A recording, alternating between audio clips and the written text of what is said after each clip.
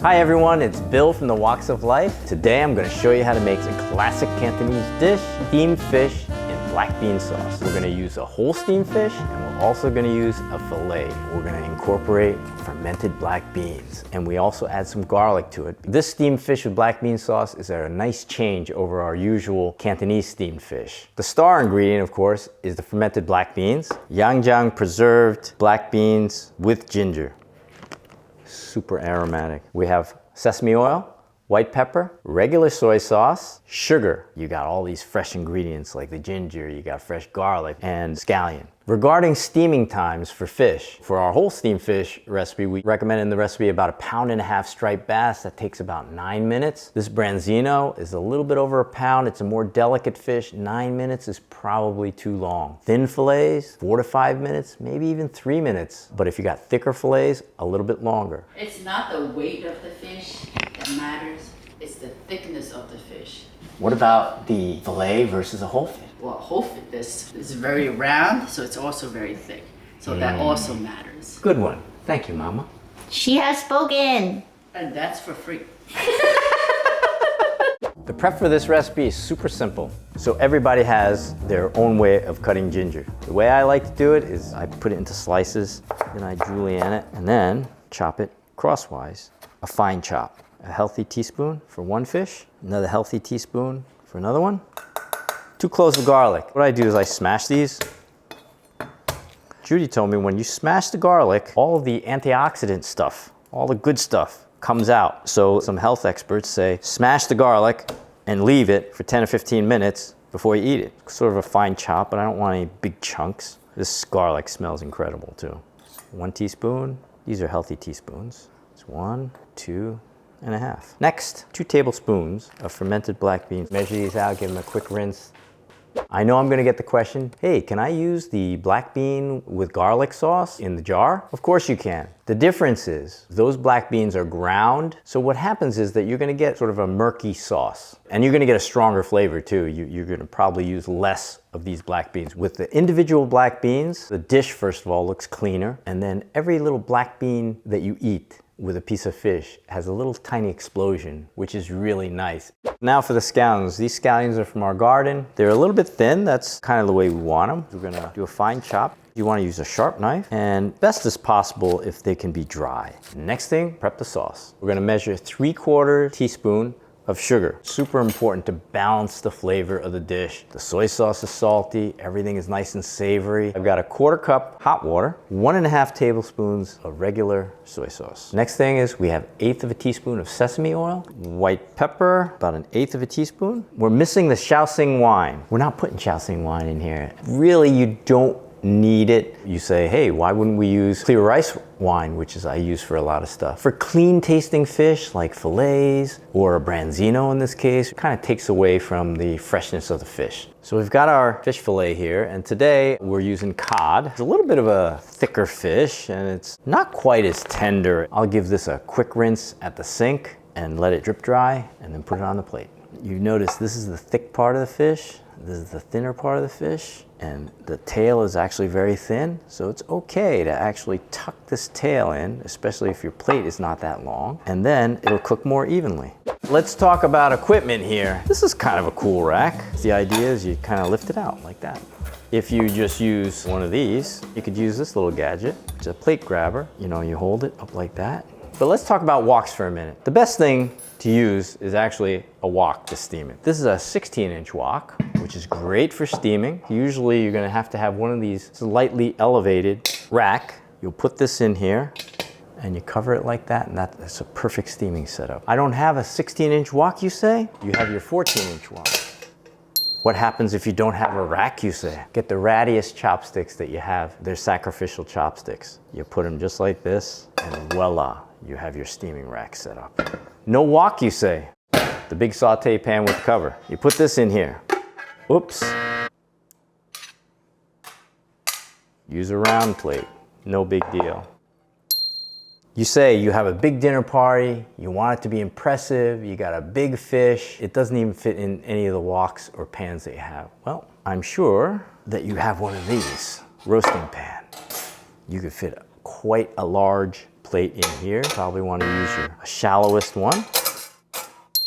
Fill it up with water, get it boiling, put the rack in, put this one in, and then cover it. You don't have a cover, you say. Heavy duty foil, put it in nice and snug so that the steam doesn't escape, and then carefully lift it out, get your water boiling, and then put it in. Make sure you do that as a pre-step. You don't want to be fussing with a piece of heavy duty foil when the thing is super hot and steaming. There you go. So we're gonna fill the wok. I'm probably gonna put 5 or 6 cups of water in here. That should be plenty. Put the rack. You're gonna boil the water first because you wanna start with boiling water or it'll throw off your cooking times. This is our setup. We got a little saute pan here. We're gonna put the oil, infuse the ginger, then the garlic and the black beans. You don't wanna burn either of them. They'll turn bitter. A little bit of the scallion, we'll stir in the sauce. We're gonna start this right when we put the fish in because this sauce can sit for a little while. The particles will settle nicely, and when you pour it over the fish, you're gonna get a nice clean sauce. Presentation does matter. I hear our water steaming. I'm gonna turn it down a little bit so that we get a good steam. We're gonna steam this fillet first. It's gonna be a little bit uneven because we got a thicker piece here and a thinner piece here, and we'll just let that go, and I'm gonna start a timer for 5 minutes. Now, we're gonna actually start our sauce. I'm just gonna put this on low. I'm gonna put 2 tablespoons of oil in here. You know, a lot of oil is nice because you're lubricating the fish and it makes it more luxurious. First thing we're gonna do is put this ginger in, increase the temperature a little bit. We're about halfway through the steaming of the fish. So now we got a nice sizzle. So I'm gonna turn down the fire a little bit. Gonna put this black bean in, zhuzh this around a bit, garlic in next. I'm going to add some of these scallions, probably the white parts of the scallions. Now that we've got this garlic toasted slightly, I'm going to pour the sauce in. Bring this all up to a simmer. I'm going to turn this off right now and let this rest. Fish is less than a minute.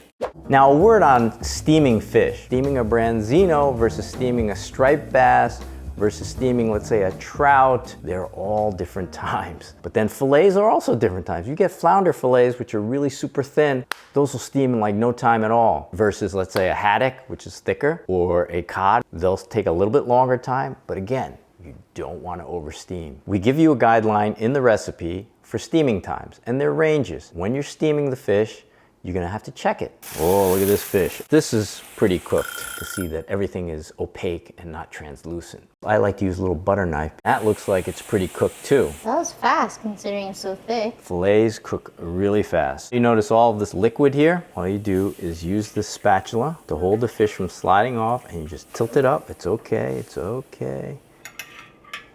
Look at that. Okay. Now it's ready for the fresh scallions. Off we go. And here we are. It looks lovely. So this, wow, look at that. It's a little salty. A little salty. I mean, the difference of this versus a regular Cantonese fish is that the salted black beans are quite salty. I think it's good. This thick part of this fish is really nice. The thick part is really nice. The cod is very flaky. Thought it might have been overcooked, but it's cooked perfectly. I think it could use a little bit more sugar. You like sweet stuff for some reason sometimes. I think it's perfect. You know, I don't like everything I cook. You know, But- for credibility's sake, it's better to have a neutral party. Okay. And I think you're more than a neutral party. Yes. You're more critical. Yeah, I'm most critical. So I do like the flaky fish with this sauce. I think the two pairs really well. It could use a little bit more sugar. For your taste. For my preference. But these little black beans, I think the dish is much more attractive. If you had the ground black beans, this would be more of like a uniform sauce.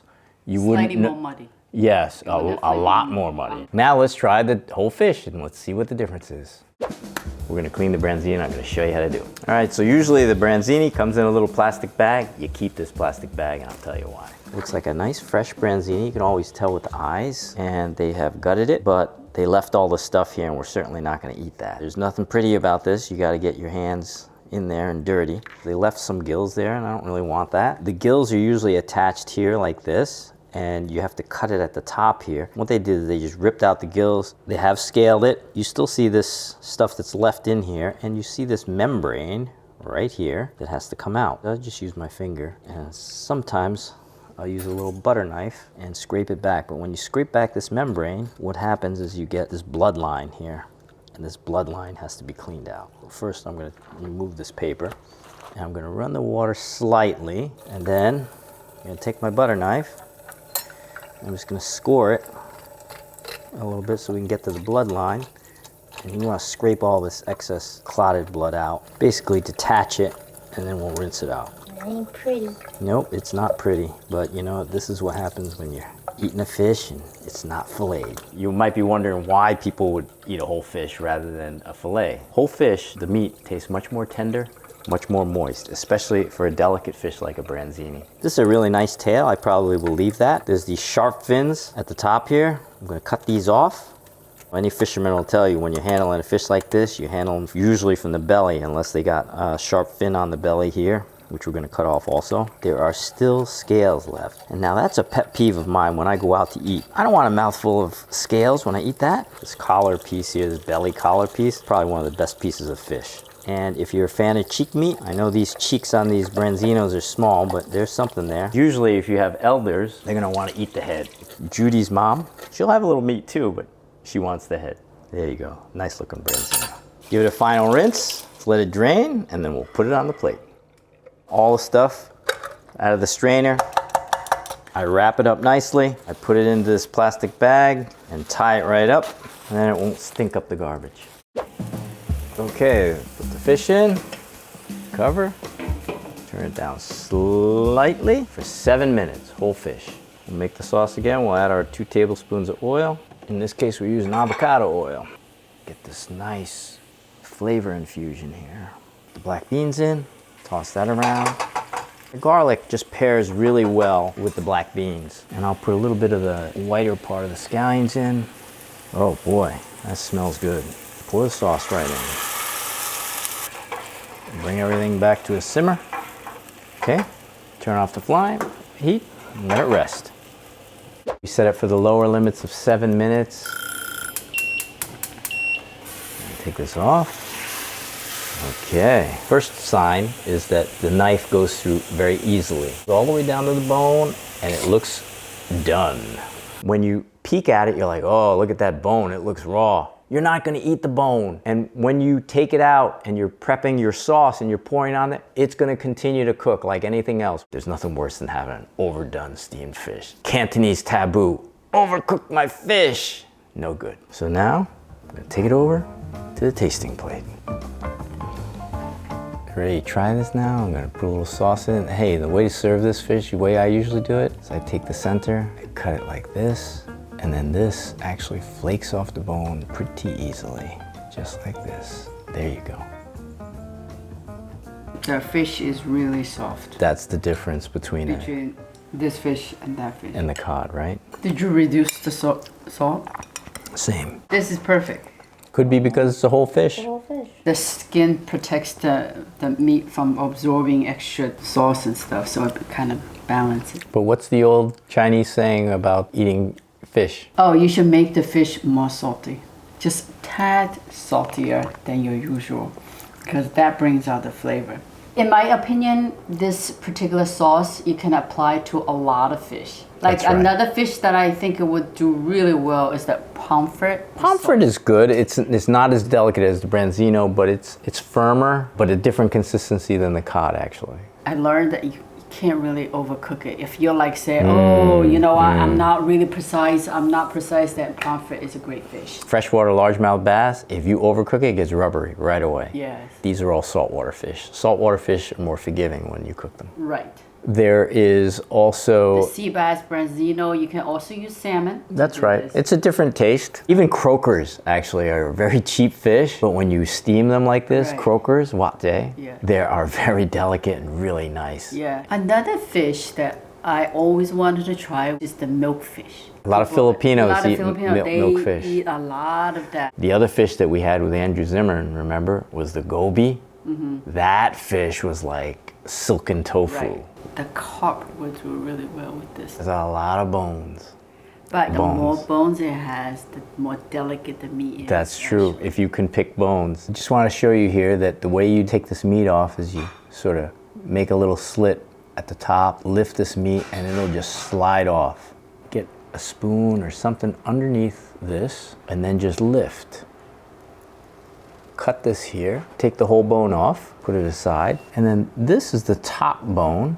You can just slide this piece off, and then what I'll do is I'll take this relish back up, you cut it crosswise like this, and then this is a perfect serving of fish here. And you just keep going down the line here. And that's how it's done, folks. We've shown you a whole fish and a fillet steamed in black bean sauce, and I'm sure you're gonna enjoy it. So if you enjoyed this video, give it a like and visit us at thewalksoflife.com. And subscribe. And subscribe, Caitlin says. Oh yeah.